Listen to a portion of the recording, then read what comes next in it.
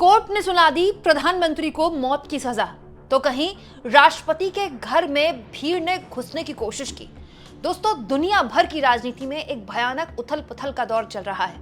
बांग्लादेश, नेपाल जैसी क्रांति दुनिया के कई देशों में दस्तक दे रही है।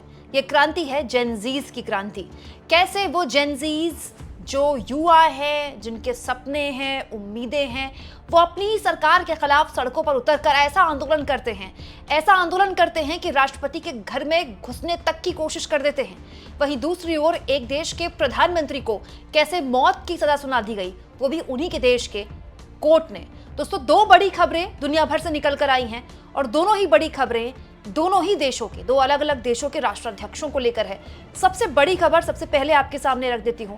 हमारा पड़ोसी मुल्क बांग्लादेश, जिसकी पूर्व प्रधानमंत्री शेख हसीना इस वक्त भारत में उन्होंने पनाह ली हुई है।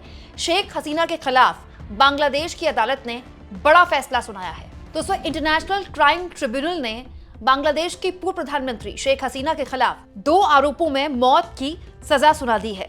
ढाका के इंटरनेशनल क्राइम ट्रिब्यूनल ने हत्या के लिए उकसाने और हत्या का आदेश देने का उन्हें दोषी माना है। ट्रिब्यूनल ने उन्हें जुलाई 2024 के छात्र आंदोलन के दौरान हुई हत्याओं का मास्टरमाइंड कहा है। हालांकि शेख हसीना ने भी इस पूरे मामले में प्रतिक्रिया दी है और उन्होंने इस मामले को पक्षपातपूर्ण और राजनीति से प्रेरित बताया। मैं आपको बता दूं दोस्तों, शेख हसीना इस वक्त भारत में हैं और शेख हसीना ने कहा है कि एक ऐसे कोर्ट ने यह फैसला दिया है जो खुद पक्षपात है, मतलब पक्षपातपूर्ण है और जो खुद एक तरह से पहले से ही उनके खिलाफ प्रेरित है।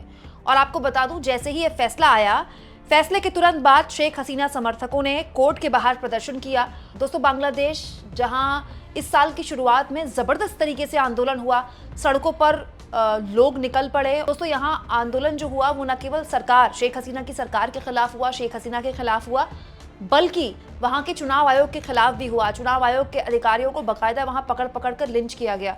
इसके बाद शेख हसीना आनन फानन में बांग्लादेश से निकली और इस वक्त वो भारत में है और अब उन पर फैसला सुना दिया गया है। दोस्तों, इस फैसले के बाद अभी समझ में आता है कि बांग्लादेश में हालात सामान्य होने में अभी वक्त लगेगा। दोस्तों, वहीं हमें भूलना नहीं चाहिए कि इसी साल हमारे 2 पड़ोसी मुल्कों में एक बहुत बड़ा आंदोलन हुआ है। बांग्लादेश से इसकी शुरुआत हुई और उसके बाद नेपाल में जेनजीज का आंदोलन इतना बवाल काट गया कि जो वहां की एक रटी रटाई राजनीति थी उसको उखाड़ कर फेंक दिया।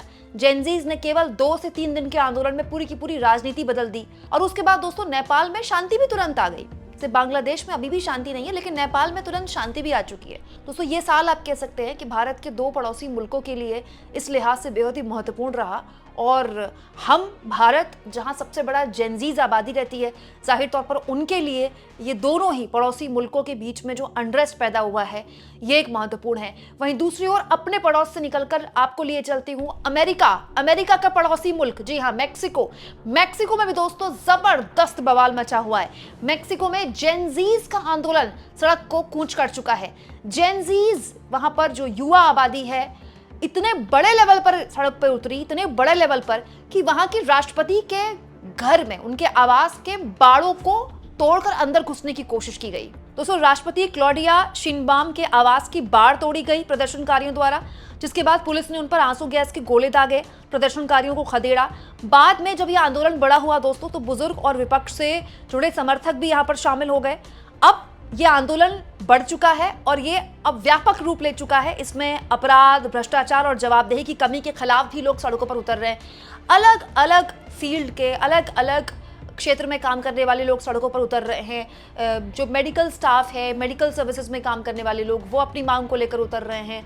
दूसरे क्षेत्र के लोग उतर रहे हैं और एक व्यापक आंदोलन अब खड़ा हो चुका है। दोस्तों, राजधानी की सड़कों पर पुलिस और प्रदर्शनकारियों के बीच में जबरदस्त बवाल हुआ। कई वीडियोस में गुस्सा प्रदर्शनकारी जो पुलिसकर्मी हैं उनको पकड़कर पीट रहे हैं। दोस्तों, इस बीच राष्ट्रपति का आरोप है कि राइट विंग पार्टियां जेनजीज आंदोलन में घुसपैठ कर रही हैं और सोशल मीडिया पर बॉट्स की मदद से भीड़ बढ़ाने की कोशिश कर रही हैं।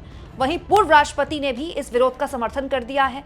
अपराध के आगे कभी नहीं झुकेंगे, जस्टिस फॉर मंजो, देश मर रहा है, सरकार इस्तीफा दो, नार्को टेस्ट जैसे नारे लगातार जेनजीज लगा रहे हैं। हालांकि जेनजीज का आंदोलन था, लेकिन बाद में जो दूसरे वर्ग के लोग थे, बुजुर्ग थे, वयस्क थे, वो भी इस आंदोलन से जुड़ गए। अब आप कहेंगे इस आंदोलन की वजह क्या है? बाद में तो ये आंदोलन व्यापक हो गया, सरकार पर कई तरह के आरोप लोगों ने लगाए हैं। हालांकि बहुत से सोशल मीडिया इन्फ्लुएंसर्स ने अपने आप को इस आंदोलन से अब अलग भी कर लिया है, लेकिन यह आंदोलन एग्जैक्टली शुरू कैसे हुआ ये भी आपको बताती हूँ। दोस्तों, मेयर कार्लोस मंजो की हत्या एक्चुअली में सबसे बड़ी वजह बनी। एक सार्वजनिक डे ऑफ द डेड कार्यक्रम में उनको गोली मार दी गई। कुछ प्रदर्शनकारियों ने इसे सीधे शिनबॉम की पार्टी को इसको लेकर निशाना बनाया, मतलब राष्ट्रपति की पार्टी को इसके लिए जिम्मेदार बताया गया प्रदर्शनकारियों द्वारा। मेक्सिको के मिचोआकन राज्य समेत देश भर में उसके बाद विरोध भड़का, नारे लगाए गए, मोरेना बाहर निकलो। प्रदर्शनकारियों ने कहा कि कार्लोस मरा नहीं, सरकार ने उसे मारा। और उसके बाद जो यह आंदोलन था जेनजीज का, एक मेयर की हत्या के बाद खड़ा हुआ और उसके बाद अलग अलग स्तर पर यह व्यापक रूप से खड़ा हो गया है। पिछले 24 घंटे में बहुत ही बड़े लेवल पर जेनजीज यहाँ पर सड़कों पर उतरे हैं। मतलब आप कह सकते हैं दोस्तों, ये जेनजीज वो आबादी है जो देश का, हमारे देश का नहीं पूरी दुनिया का भविष्य है, क्योंकि अल्टीमेटली इन्होंने ही दुनिया चलानी है। या तो वो किसी देश में सड़क पर हैं या फिर सोशल मीडिया में तमाम तरह की व्यवस्था को लेकर आवाज़ बुलंद कर रहे हैं।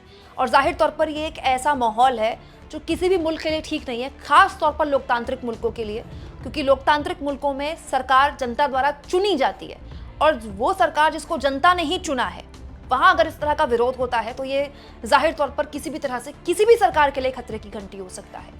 अब स्थितियां यहाँ तक आ गई हैं दोस्तों कि मेक्सिको के राष्ट्रपति को जेनजीज के इस प्रदर्शनकारियों से अपील करनी पड़ रही है कि कृपया हिंसा का रास्ता न अपनाएं। दोस्तों, यहाँ पर एक और चीज़ मैं आपको बताऊं, मेक्सिको में जो आंदोलन हो रहा है जेनजीज का, यहाँ पर जो इम्पोर्टेंट चिन्ह बनकर उभरा है, जिसके इर्द गिर्द पूरा ये आंदोलन हो रहा है, वन पीस की एक खोपड़ी है। दरअसल एक जापानीज एनिमी है जिसके बाद उस पर नेटफ्लिक्स की एक सीरीज भी बनाई गई थी, वन पीस। नेटफ्लिक्स में सीरीज भी, अगर आप चाहें तो देख सकते हैं, काफ़ी शानदार सीरीज है। दरअसल उसमें पायरेट्स, जो समुद्री लुटेरे होते हैं, उनका एक चिन्ह था जो कि समुद्री लुटेरे अपने जहाज़ों में लगाते हैं, खोपड़ी का। इस खोपड़ी के चिन्ह को प्रदर्शनकारियों ने मेक्सिको में इस्तेमाल किया और इसी वन पीस, इसी खोपड़ी के चिन्ह को जेनजीज ने यहाँ पर अपने प्रदर्शन में इस्तेमाल किया। इंपॉर्टेंट ये है कि ये वन पीस का ये जो चिन्ह है, ये नेपाल में भी इस्तेमाल हुआ था। एक तरह का सेम पैटर्न आप कह सकते हैं। दुनिया भर के जेनजीज एक तरह से सोच रहे हैं, प्रदर्शनकारी दुनिया भर के जेनजी, चाहे मेक्सिको में हो चाहे नेपाल में हो, वो वन पीस की खोपड़ी इस्तेमाल कर रहे हैं। दोस्तों, आप इस मुद्दे पर क्या सोचते हैं कमेंट बॉक्स में जरूर लिखें और जितना हो सके चैनल को शेयर भी करें, सब्सक्राइब भी करें और थैंक्स फॉर ज्वाइन के ऑप्शन से अगर आप चाहें तो कुछ आर्थिक मदद भी चैनल की जरूर करें।